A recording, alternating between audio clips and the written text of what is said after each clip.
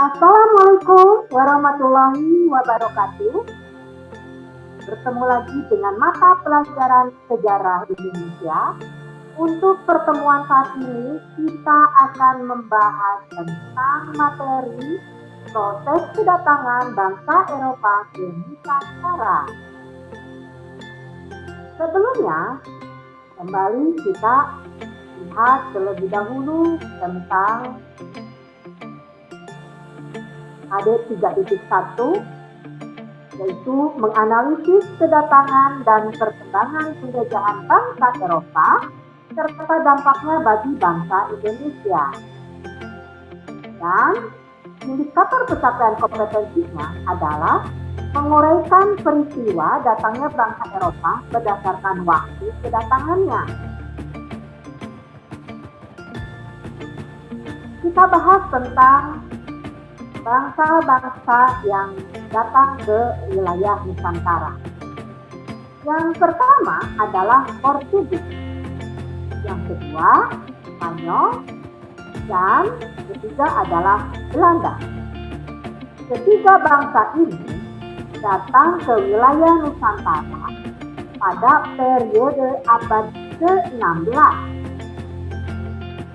Untuk Portugis, mereka datang ke wilayah Nusantara pada tahun 1512 dan Spanyol datang ke wilayah Nusantara pada tahun 1521. Sedangkan Belanda datang ke wilayah Nusantara pada tahun 1596. Nah, kemana saja ketiga bangsa ini pertama kali datang ke wilayah Nusantara? Untuk Portugis, mereka pertama kali datang ke wilayah Nusantara, yaitu ke Ternate. Begitupun dengan Spanyol, mereka datang pertama kali ke wilayah Indonesia ke Kepulauan Maluku, yaitu ke Tidore. Maluku dan Tidore berada di Kepulauan Maluku.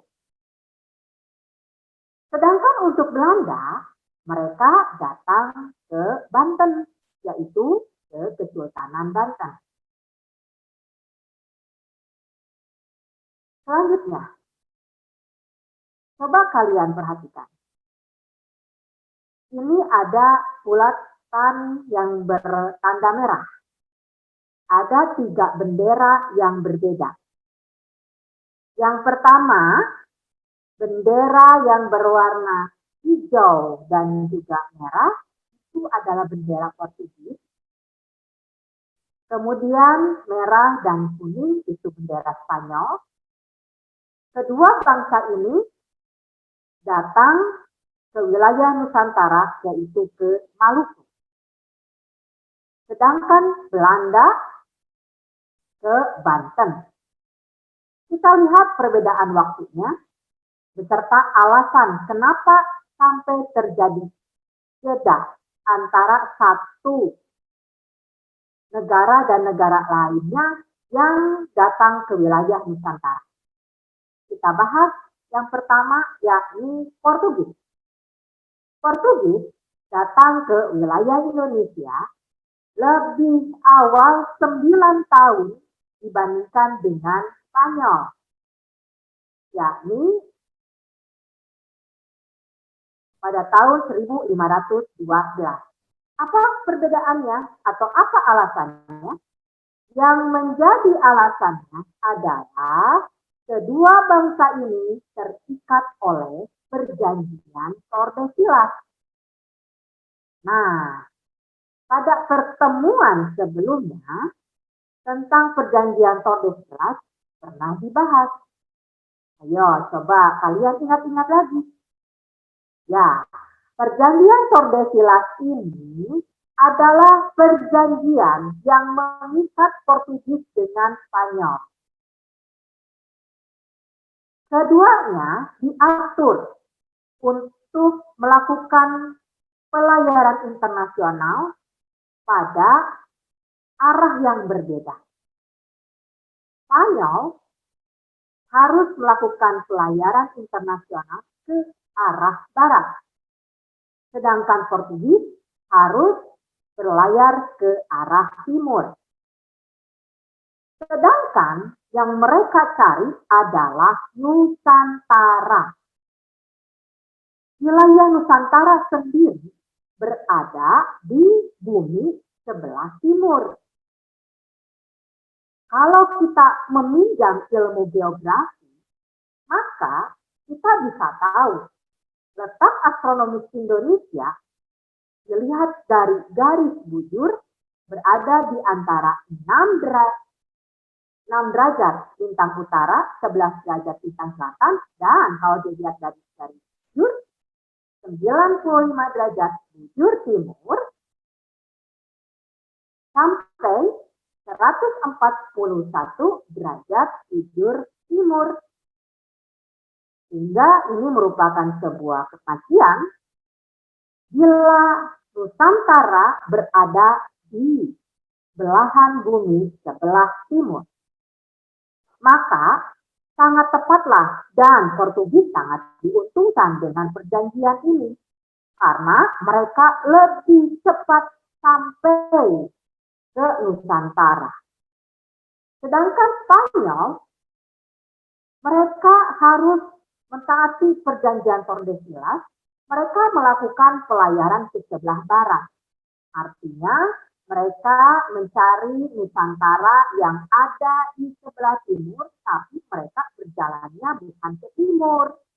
Mereka malah berjalannya ke sebelah barat. Akhirnya mereka lebih terlambat 9 tahun dibandingkan dengan Portugis. Nah, pada akhirnya di sini Portugis dan Spanyol bertemu di Pulau Maluku. Sedangkan Belanda, mereka datang paling terakhir dibandingkan dengan 2 negara dan 2 bangsa ini.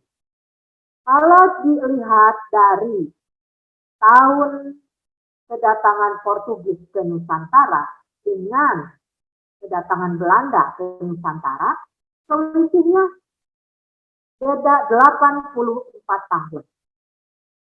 Sedangkan dengan Spanyol selisihnya 75 tahun. Sebuah waktu yang sangat panjang. Pertanyaannya adalah, mengapa Belanda baru datang pada tahun 1596? Apakah mereka tidak tertarik untuk melakukan pelayaran internasional? Tentu saja tidak. Alasannya adalah Belanda pada saat Portugis maupun Spanyol melakukan pelayaran internasional, mereka belumlah berbentuk sebuah negara. Bahkan bangsa Belanda pun belum ada. Mereka adalah orang-orang yang berbahasa Belanda dan terkelompok ke dalam 17 provinsi dan tergabung ke dalam pemerintahan kerajaan Spanyol. Artinya Belanda merupakan bagian dari kerajaan Spanyol. Nah, pada akhirnya Belanda menjadi sebuah bangsa dan menjadi sebuah negara. Mereka membuat sebuah kesepakatan tersebut dikarenakan alasan sejarah. Sejarah sebagai kelompok masyarakat yang tertinggal oleh pemerintahnya sendiri, yakni oleh pemerintah kerajaan Spanyol. Kenapa pemerintah kerajaan Spanyol mengintimidasi masyarakat Belanda? Permasalahannya adalah karena terdapat perbedaan agama. Masyarakat Belanda Mereka menganut ajaran agama Kristen Protestan. Sedangkan untuk Spanyol, mereka menganut ajaran agama Kristen Katolik. Sehingga Raja Belanda sangat menginginkan bila masyarakat Belanda kembali menganut ajaran agama Kristen Katolik. Namun mereka menolaknya. Pada akhirnya, pemerintah Kerajaan Spanyol membuat sebuah aturan yang diberlakukan untuk masyarakat Belanda yang menempati 17 provinsi untuk membayar pajak dengan biaya yang sangat tinggi. Namun, hal tersebut tidak menggoyahkan keyakinan dari masyarakat Belanda. Mereka tetap dengan keyakinannya. Dan pada akhirnya Spanyol membuat sebuah aturan. Bila masyarakat Belanda tidak boleh melakukan aktivitas perdagangan di pelabuhan yang dimiliki oleh Spanyol, yaitu Lisabon. Nah, berdasarkan hal tersebut, maka memunculkan rasa nasionalisme di dalam diri masyarakat Belanda yang tergabung ke dalam 17 provinsi. Mereka berupaya untuk memperjuangkan kemerdekaannya. Dan pada akhirnya mereka berhasil setelah melakukan perlawanan selama 80 tahun. Jadi, secara fakta, bangsa yang pernah menjajah negara kita dengan sangat lama, yaitu Belanda, adalah sebuah negara dan juga bangsa yang pernah dijajah oleh bangsa lain. Yang pertama adalah mereka dijajah oleh Spanyol. Nanti juga pada abad ke-19, mereka pun mengalami penjajahan yang serupa, yakni oleh Prancis, dan juga dikuasai juga pernah oleh Inggris. Lantas, bagaimana dengan kehidupan sosial politik masyarakat di Nusantara? Sebelum bangsa-bangsa Eropa datang ke wilayah Nusantara dengan motivasi 3G yang pada akhirnya menyebabkan terjadinya kolonialisme dan imperialisme, masyarakat di Nusantara hidup di bawah kekuasaan kesultanan Islam. Mayoritas masyarakat dari mulai Sumatera, Jawa, Kalimantan, Sulawesi, Maluku, Nusa Tenggara, dan sebagian kecil Papua sudah menganut ajaran agama Islam. Hubungan perdagangan antar pulau terjalin dengan sangat masif. Terlebih-lebih ketika bangsa Portugis datang dan menguasai Malaka. Maka muncullah pelabuhan-pelabuhan baru, kota-kota dagang baru di Nusantara. Hubungan perdagangan, utamanya perdagangan rempah-rempah dari timur ke barat, maupun dari barat ke timur, terjalin dengan sangat-sangat erat. Dan untuk di Maluku, terdapat persekutuan, yaitu persekutuan Uli V dan Uli Siwa.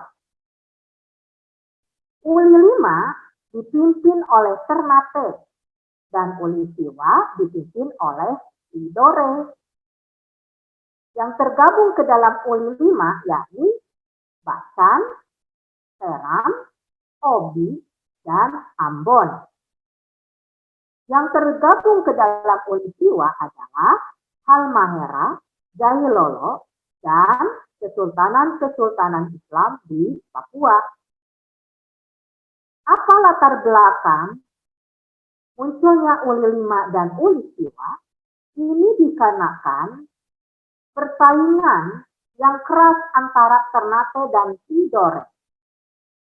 Kedua kerajaan ini atau kedua kesultanan ini sama-sama memiliki sebuah keinginan untuk menjadi pemimpin bagi kesultanan-kesultanan yang ada di Kepulauan Maluku dan juga Papua.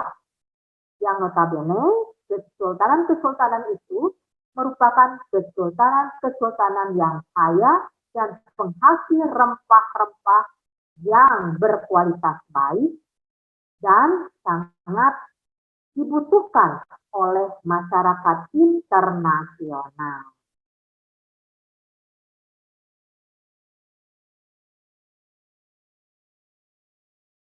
Bagaimana dengan proses bangsa Portugis datang ke Nusantara? Sebelum Portugis datang ke Nusantara, terlebih dahulu dengan dipimpin oleh Vasco da Gama, Portugis berhasil tiba di India, yaitu ke Goa pada tahun 1497. Kemudian mereka berhasil menaklukkan Malaka pada tahun 1511 di bawah pimpinan Alphonse de Alva.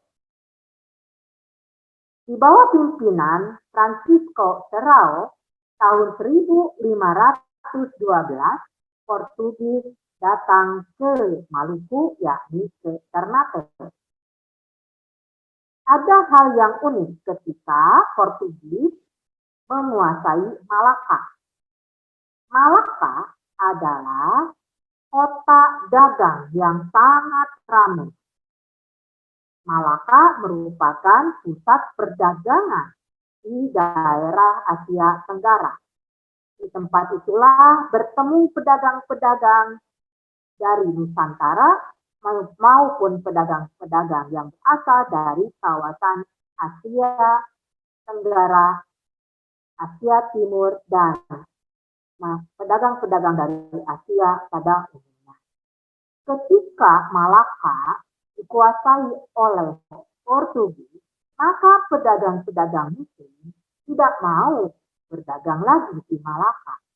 Jadi Malaka ditinggalkan oleh pedagang-pedagang Muslim. Lalu bagaimana transaksi perdagangan selanjutnya? Kegiatan perdagangan dialihkan ke pantai timur Sumatera, ke Jawa, Kalimantan, dan juga Sulawesi, sehingga memunculkan kota-kota dagang yang baru.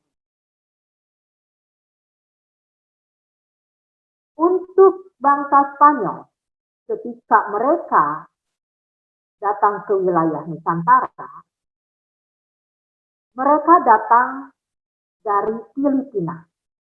Karena sebelumnya mereka menemukan dahulu benua Amerika, kemudian berlayar melewati Samudra Atlantik, kemudian masuk ke Samudra Pasifik, sampailah ke Filipina. Dari Filipina, di bawah pimpinan Juan Sebastian Elcano pada tahun 1521, mereka tiba di Maluku, yakni di Tidore. Untuk Belanda, di bawah pimpinan Cornelis de Houtman pada tahun 1596, bangsa Belanda tiba di Banten, yakni di Anyer.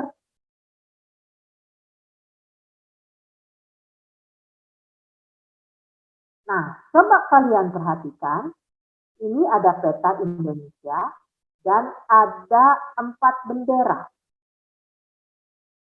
Yang pertama adalah bendera Portugis yang berwarna hijau dan juga merah. Portugis, seperti tadi sudah disampaikan, adalah bangsa pertama yang datang ke Nusantara yakni ke Maluku. Tepatnya adalah ke Ternate. Karena di Maluku sedang terjadi konflik antara Ternate dan Tidore karena persaingan yang terjadi untuk memperebutkan posisi sebagai pemimpin bagi kesultanan-kesultanan Islam di Maluku yang menguasai rempah-rempah. Ternate menyambut baik kedatangan bangsa Portugis dan mereka merapat ke Portugis dengan harapan Portugis bisa membantu dan memperkuat kedudukan mereka di Maluku. 9 tahun kemudian, bangsa Spanyol datang ke Maluku, yakni ke Tidore. Bangsa Tidore menyambut baik kedatangan bangsa Spanyol. Tujuannya sama seperti halnya ketika bangsa Ternate menyambut bangsa Portugis. Pada akhirnya terjadilah persaingan yang sangat ketat antara Portugis dengan Spanyol yang memperebutkan Maluku, serta Ternate dengan Tidore yang memperebutkan posisi sebagai penguasa.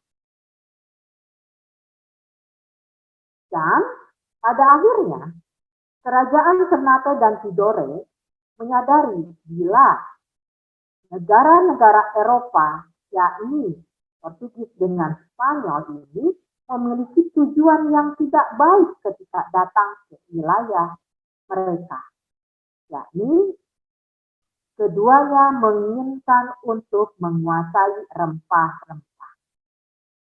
Untuk masalah Portugis dengan Spanyol diakhiri dengan perjanjian dari Tordesillas. Ya, dari Tordesillas kemudian diselesaikan konfliknya ini dengan perjanjian Saragossa yang ditandatangani tanggal 22 April tahun 1529. Nah, perjanjian Saragossa ini memutuskan bila wilayah kekuasaan dari Portugis mulai dari Meksiko ke arah barat sampai ke Kepulauan Maluku. Sedangkan bangsa Spanyol menguasai Brazil sampai ke Filipina. Itu adalah inti dari perjanjian Saragossa. Ketika Spanyol sudah keluar dari Maluku pada tahun 1529, maka hanya Portugislah yang berkuasa di Maluku. Sampai pada akhirnya tibalah Belanda yang sudah datang ke Banten dan pada akhirnya tahun 1599 bangsa Belanda datang ke Maluku, yakni ke kerajaan Hitu dan kerajaan Kesultanan Hitu dan Kesultanan Banda. Mereka berupaya untuk menguasai rempah-rempah yang ada di Hitu dan di Banda, yakni cengkeh dan pala. Kemudian, karena Portugis ini sudah semakin terlihat tujuannya tidak baik, ada reaksi negatif yang muncul dari masyarakat Maluku. Ada gerakan anti bangsa Portugis dan ini dimanfaatkan oleh Belanda. Situasi semakin kisruh ketika Sultan Ternate, yaitu Sultan Hairun, terbunuh. Dengan dibantu oleh Belanda, pada akhirnya Portugis berhasil diusir dari tanah Maluku pada tahun 1605. Sebelumnya, pada tahun 1602, Belanda sudah membentuk kongsi dagang yang bernama VOC, Verenigde Oost-Indische Compagnie. Ketika Belanda sudah berhasil menguasai Maluku dan berhasil memonopoli perdagangan rempah-rempah, pada abad ke-18, yakni pada tahun 1796, bangsa Inggris datang ke Maluku dan menguasai kepulauan tersebut. Pada akhirnya terjadi perselisihan dan persaingan antara Belanda dengan Inggris, dan diakhiri oleh Konferensi London yang ditandatangani pada tahun 1816. Dan isinya adalah Inggris harus mengembalikan semua wilayah yang dikuasainya, dan daerah tersebut adalah daerah yang dikuasai oleh Belanda sebelumnya ke tangan Belanda. Nah, ketika Konferensi London ditandatangani, maka Inggris keluar dari Maluku dan hanya Belanda yang berkuasa di Maluku.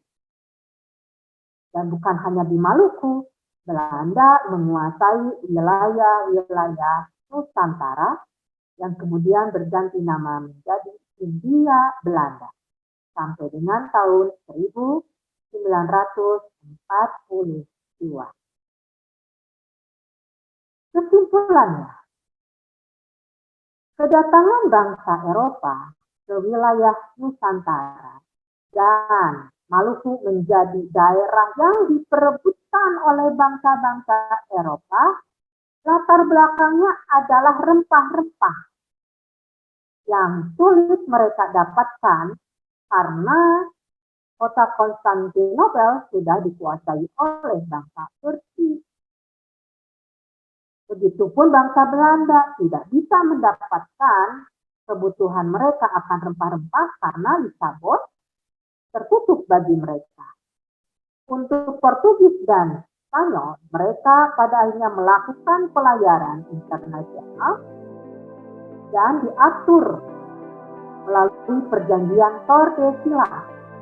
Mereka memiliki 3 misi, yakni Gold, Glory, dan Gospel. Pada akhirnya, dengan dibantu oleh penguasaan ilmu pengetahuan dan teknologi, akhirnya bangsa-bangsa ini, yakni Portugis, Spanyol, serta Belanda, berhasil menemukan Nusantara, meskipun beda waktu antar ketiga negara ini berbeda. Dan pada akhirnya, Maluku, tempat dipertemukannya Portugis dengan Spanyol, menjadi lahan yang diperebutkan oleh kedua bangsa ini. Untuk konflik antara Portugis dengan Spanyol diselesaikan dengan perjanjian Saragossa. Pada akhirnya, setelah perjanjian Saragossa, Portugis yang berkuasa di Maluku. Namun, Belanda datang ke Maluku dan berhasil mengusir Portugis pada tahun 1605. Pada akhirnya, Portugis keluar dari Maluku dan mereka berkuasa di timur-timur dari tahun 1700. Dan pada akhirnya bangsa Inggris ikut pula meramaikan sejarah di Maluku karena mereka pun berupaya untuk menguasai Maluku. Dan terjadilah perselisihan dan persaingan antara Belanda dengan Inggris. Diselesaikan dengan Konferensi London tahun 1816. Pada akhirnya Belanda yang menguasai Maluku, menguasai perdagangan rempah-rempah, menguasai Nusantara, dan selanjutnya bukan hanya menguasai perekonomian masyarakat Nusantara, bahkan mereka pun merambah menguasai kehidupan politik, sosial, dan juga budaya. Maka jadilah imperialisme di wilayah Nusantara dengan periode imperialisme kuno sampai dengan imperialisme modern. Nah, itu materi yang bisa disampaikan oleh Ibu. Terima kasih untuk perhatian kalian. Assalamualaikum warahmatullahi wabarakatuh.